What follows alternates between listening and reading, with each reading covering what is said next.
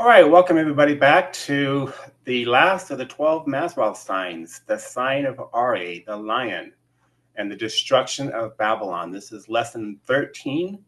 There'll be one lesson more after this one where we're going to cover a host of other topics. Well, same topic, but some other things that we haven't individually talked about in these on these different signs that I've been presenting each time. So stay tuned for that. But for today's lesson, we're going to be looking at the sign of Aryeh.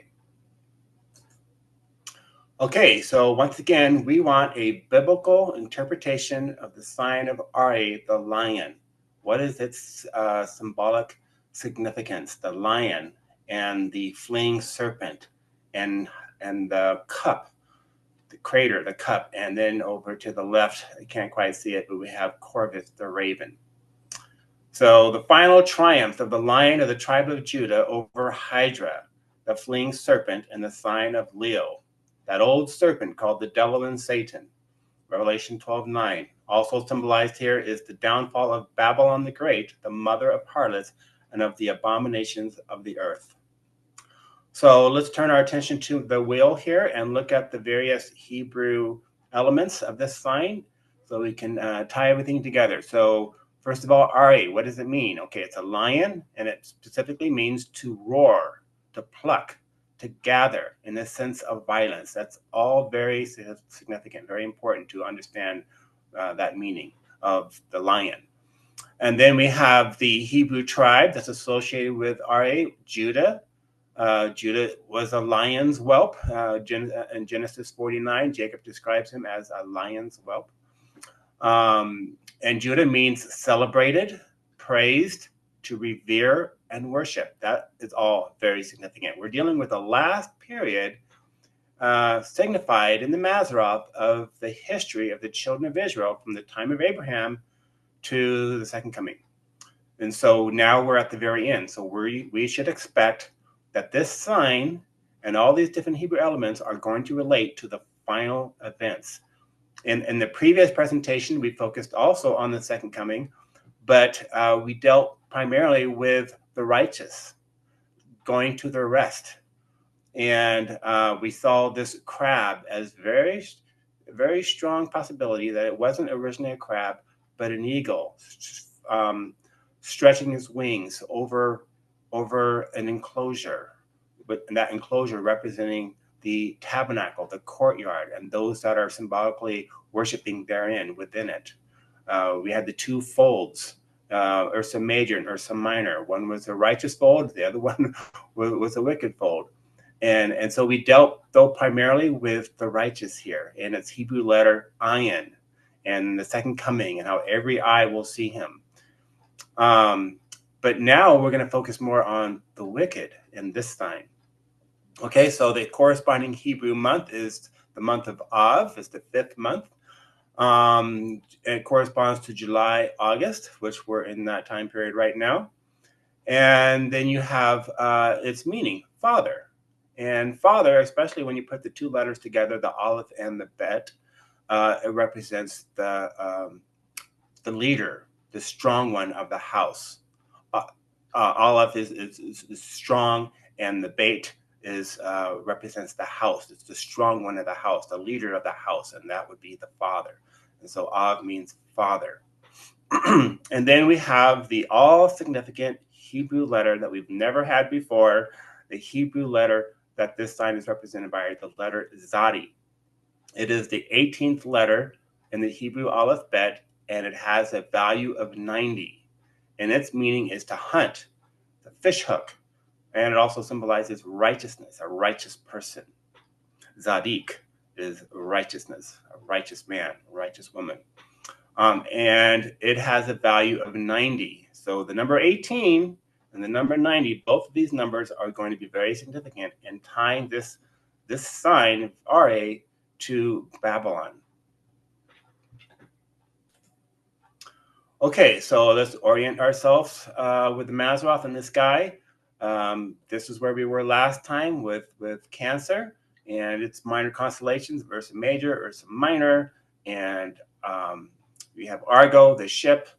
But now we have very different symbols. Now we have the lion and the fleeing serpent, Hydra, and the cup that's resting upon it. In fact, it shares some of the same stars. It's directly associated and part of this serpent.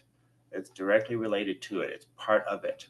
It's not being poured out on it. It's part of it. It's resting upon it and sharing the same stars. And then you have Corvus the raven picking at it. Okay, so these are all very, very significant constellations, and it's going to tie very directly to Babylon the Great and the end of sin and Satan and the serpent and all of that. This is the grand finale. Okay, so let's focus on the name for Leo, which is Aryeh. The Hebrew name for Leo is Aryeh, or R-E, or Aryeh, in the sense of violence, a lion, a young lion, to pierce, from the Hebrew arah, a primitive root, to pluck, to gather, in the sense of violence, very significant. These are words used to describe the destruction of Babylon the Great, the mother of harlots, and the final events at the end of time. Consider the following passages. And a mighty angel took up a stone like a great millstone and cast it into the sea, saying, thus with violence shall that great city Babylon be thrown down, and shall be found no more at all. Revelation 18:21. Her prophets are light and treacherous persons. Her priests have polluted the sanctuary. They have done violence to the law. Do we see that today? We certainly do.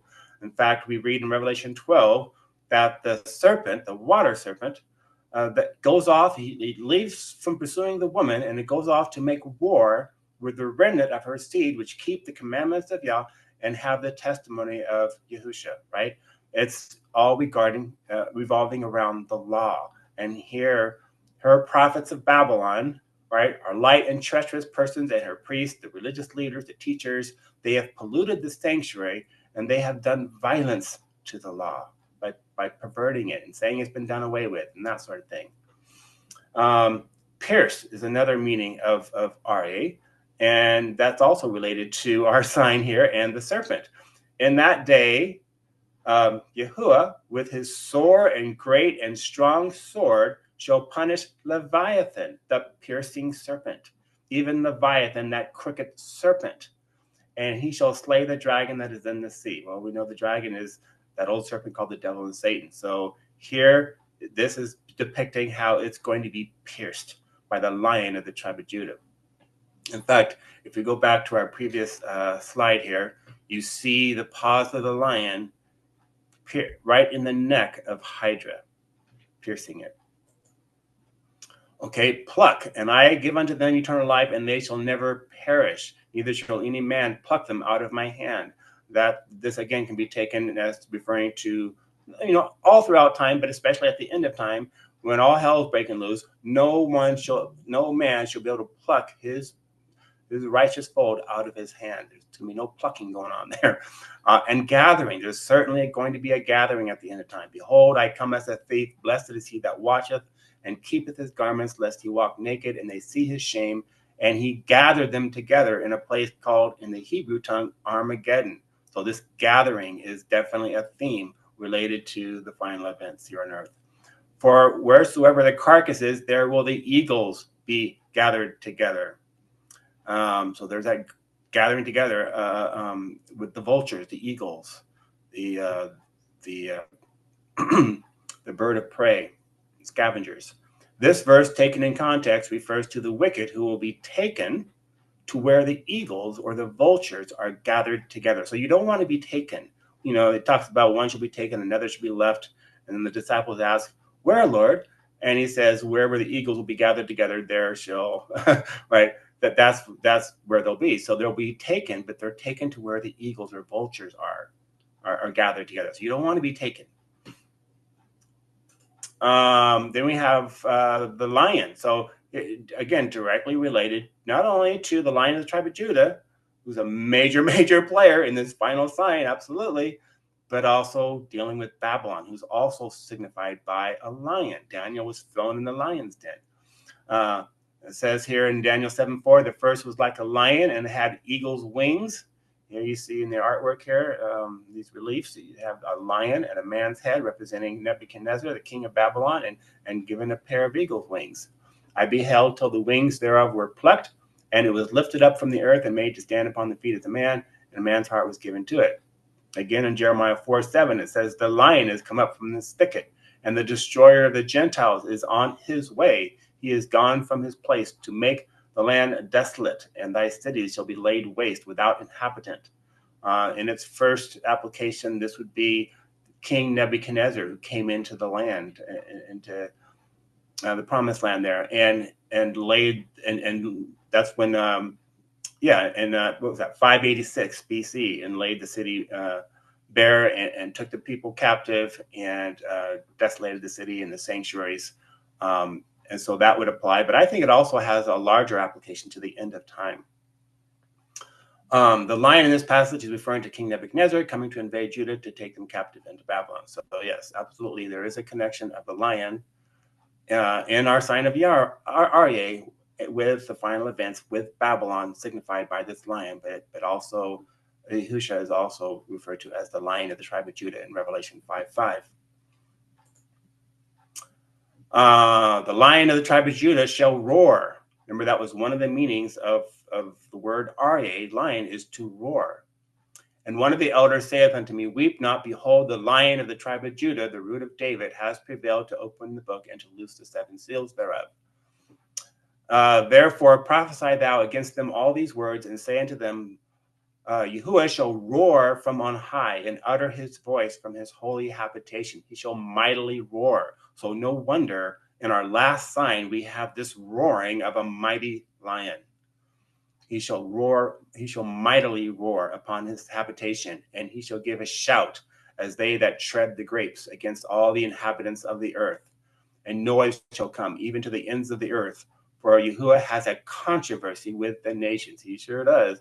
He will plead with all flesh. He will give them that are wicked to the sword, says Yahuwah. And the slain of Yahuwah shall be at that day from one end of the earth even unto the other end of the earth. They shall not be lamented, neither gathered nor buried. They shall be dung upon the ground. The roaring lion represents the final chapter in the history and redemption of the children of Israel, the culminating act of the final triumph of the lion of the tribe of Judah over Hydra, the fleeing serpent, that old serpent called the devil and Satan. Now, take a look at this. So this is the outline. If you were to look up into the heavens and look for Leo, this is the outline of the stars that you would see, which does have the look of a lion. I mean, you could picture, you could imagine that's okay. There's the head of the lion and the body and tail. So yes, that definitely reflects a lion, I believe. And it says, and I looked, and behold, a white cloud, and upon him a cloud, one sat like unto the Son of Man, having on his head a golden crown, and in his hand a sharp sickle. Well, right here is the sickle. It's in the form of a sickle. And so I think that's really interesting. So not only do you have the lion itself, and the roaring lion, right, who has a controversy with the nations who have done violence to the law, but his head is in the shape of a sickle. And when he comes, he has in his hand a sharp sickle. Assemble yourselves and come, all ye heathen, and gather yourselves together round about.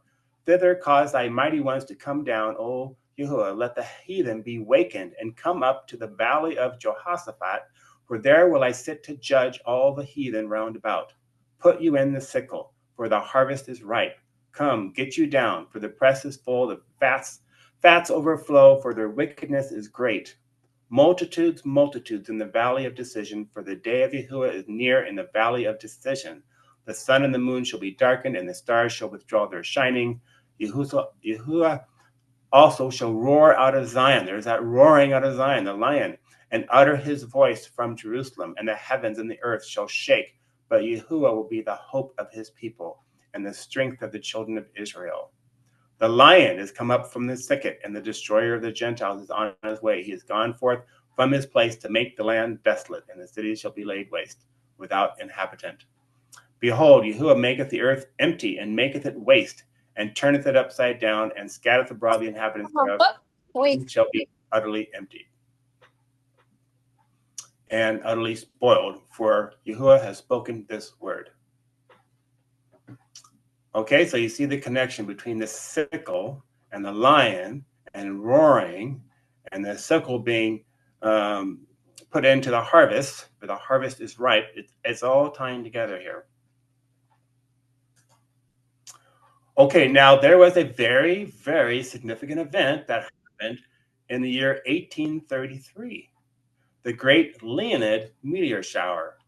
Its radiant point proceeding from the mouth of the lion. So right here, whenever you have these shooting stars, you see them shooting all across the sky, but they have a radiant point from which they shoot out from.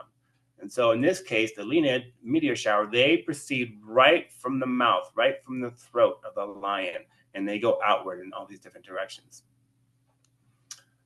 This is a woodcut print of the Leonid storm of 1833, which depicts a truly extraordinary display of a continuous rain of shooting stars like sparklers on bonfire night. Contemporary accounts talk of perhaps 250,000 meteors seen over a 9-hour period, as seen from North America. I mean, that was quite astounding. The dazzling light of the falling meteorites caused one witness to fear that a fire was raging near his home. I mean, you would never expect that. I mean, I just went out the other day about 4 in the morning to look at the Perseus meteor shower, and I would never think there was a fire in my house from the shooting stars. I mean, you would have to have a lot of shooting stars to make one think there was a fire raging nearby. But that's how that's how this witness described this. Being up this morning, I witnessed one of the most grand and alarming spectacles which ever beamed upon the eye of man, he later wrote. The light in my room was so great that I could see the hour of the morning by my watch, which hung over my mantle, and supposing there was a fire near at hand, probably on my own premises, I sprung to the window, and behold, the stars or some other bodies presenting a fiery appearance were descending in torrents as rapid as numerous as I ever saw flakes of snow or drops of rain in the midst of a storm. I mean, that's incredible. Many Christians believe that this falling of the stars from heaven was a fulfillment of the passage in Revelation 6, one of the last signs to be fulfilled before the second coming. And the stars of heaven fell unto the earth, even as a fig tree casteth her untimely figs when she is shaken of a mighty wind. A Millerite man grasped for words to describe the scene. Quote, the dawn was a full hour that morning, earlier than usual, and the whole eastern sky was transparent like molten glass, so as I never witnessed before nor since. An open arc of brilliant light arose from the east, above which arch stood the morning star, inexpressibly glorious for its brilliance and firmness on the face of the dark, transparent and bursting firmament. I mean, that's it was quite the spectacle to witness, and I find it very significant for those who study more deeply into Bible prophecy, especially Daniel's 2300-day prophecy, and then shall the sanctuary be cleansed, Daniel 8:14. That message was proclaimed by the Millerites. He was a Baptist preacher, and him, along with many other people from all walks of the Christian world, they were all studying the prophecies in Daniel, and especially the 2300-day prophecy, because they saw that it was coming to an end, and they were expecting a second coming on that day. But eventually, he didn't come, and they misinterpreted the meaning of that passage. They thought it was the second coming because the sanctuary would be cleansed, and well, they thought the sanctuary at that time was the earth. And you read from 2 Peter 3:10 that the elements of the earth, and the heavens themselves will be on fire, and everything will be burnt up, and the earth is going to be cleansed, and so it must be the second coming. But they didn't understand the symbolism of the sanctuary and what that pointed to, this cleansing of the sanctuary, which takes place on Yom Kippur. And anyhow, they saw this as the antitype or type of the Day of Atonement, and they saw it, the 2300 days ending in 1843. And so here you have this great Leonid meteor shower appearing 10 years before that time period when they expected his return. And I just think that's really interesting. I mean, this falling of the stars, I mean, this isn't any small event. I mean, this was a major, major event. I mean, never been seen this before. Maybe we'll see it again, the final end of time, when the stars fall perhaps again. But this was quite amazing. This was quite the spectacle. It had to have had some biblical significance, not only as a sign that we're approaching the end of time, and Revelation 6 talking about a great earthquake and talking about the falling of the stars and so forth. But the fact that it appeared in 1833, 10 years before, which they believed was the Day of Atonement, that's significant because in Bible prophecy, a day is equal to a year. And prior to the Yom Kippur, every year, you have the Feast of Trumpets on the first day of the 7th month, the Day of Atonement, Yom Kippur, appearing on the 10th day. And so here, 10 days before, you have the falling of the stars. Could this have been a type of day of trumpets, alarming them, alerting them? Judgment is coming. The sanctuary is about to begin to be cleansed in heaven, right? Judgment is coming. And so, and the fact that this radiant point of these falling stars is coming from the lion, it's coming from the mouth of the lion of the tribe of Judah, right? And the lion is the one that's going to pierce the serpent, right? This is the destroyer of the Gentiles is on his way. So I think this is really significant, and it was just an amazing spectacle. I wish I would have been living during that time to witness that, but I'm glad we have these testimonies. It was quite the scene. Okay, this is Regulus out here. This is one of the 4 royal stars. So these 4 royal stars mark at one point in time, mark the equinoxes and the solstices. Regulus is a Latin name that means prince or little king. The name conveys strength, nobility, and royalty. And Regulus is a sparkling blue-white beauty of a star that represents the heart of the lion. It is recognized as the leader of the 4 royal stars that once marked the equinoxes and the solstices. For 3,000 years prior to the 16th century, it was believed that this star ruled the affairs of heaven. Well, we know that the Lion of the tribe of Judah does indeed, rules the affairs of heaven. So alongside his father. So that makes sense, right? That makes sense. And he definitely is the prince and a king. I wouldn't say a little king, but I like that name, and I like that it's associated with this lion. And I just think it's so interesting that it has this outline of a sickle here too for its head. Okay, moving on.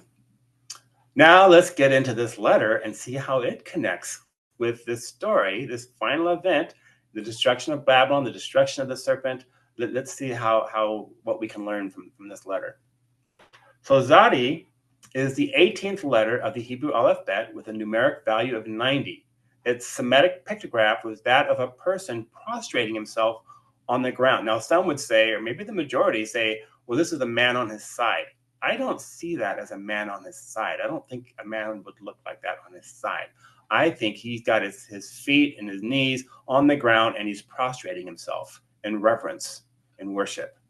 Just as you have the current block form of this Hebrew letter, a man on his knees with his head in his hands raised to heaven, giving praise. In fact, remember, Judah means praise.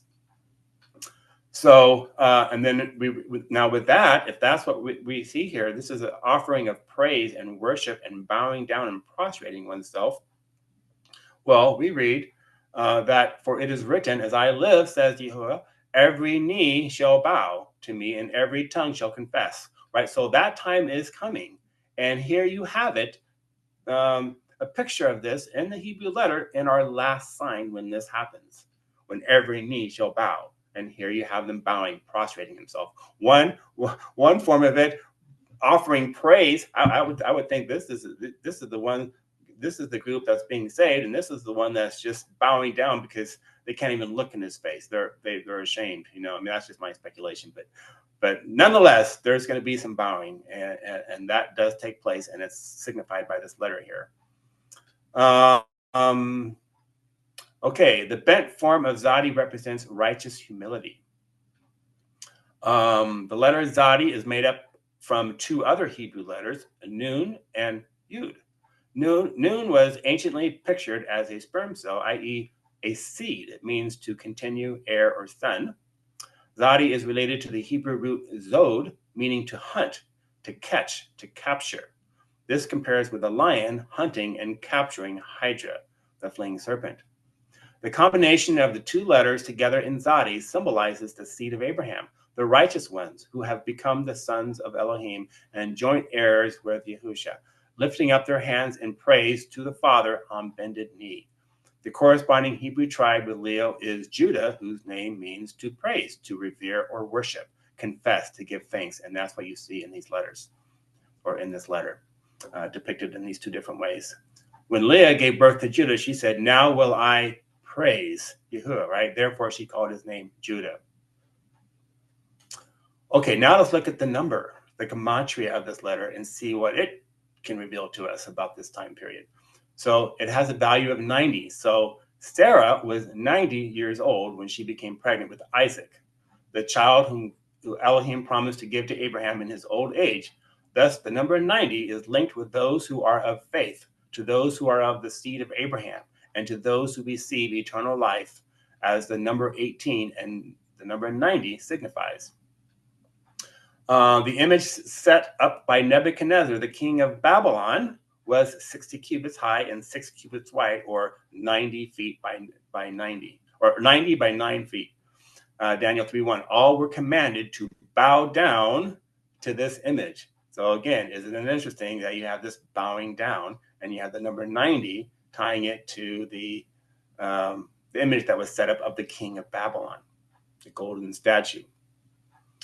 And to you it is commanded, O people, nations, and languages, that at what time you hear the sound of the cornet, the flute, the harp, the sackbut, the psaltery, dulcimer, and all kinds of music, you fall down and worship the golden image. Well, we know that that's going to happen again.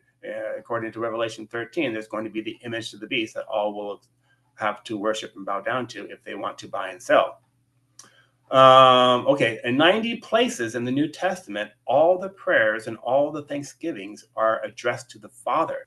Now, isn't that interesting? We have our number 90, and we have the name of this month for this sign is Av, which means Father. And here I found that in 90 places in the New Testament, all the prayers and all the thanksgivings are addressed to the Father. Very interesting. Now let's look at the number 18.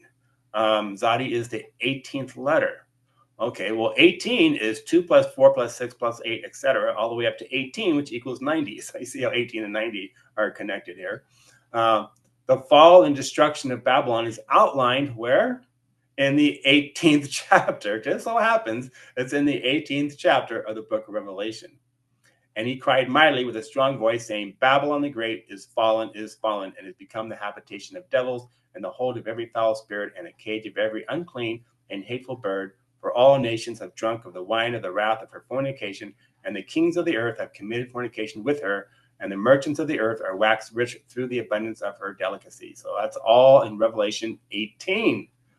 The adversaries of Yahusha were put to shame when a daughter of Abraham was loosed from her bondage after 18 years. So that ties in. It was after 18 years that a daughter of Abraham was released from bondage. And that's what's going to happen to all the righteous at the end of the time. Some will be martyrs, some will be in mountain retreats, in caves, and desolate places in the earth. But at that time, they will be set free of their bondage. They will be loosed from their bondage. And then, of course, you have the number 666. The number of the beast can also be calculated as 6 plus 6 plus 6 equals what? 18.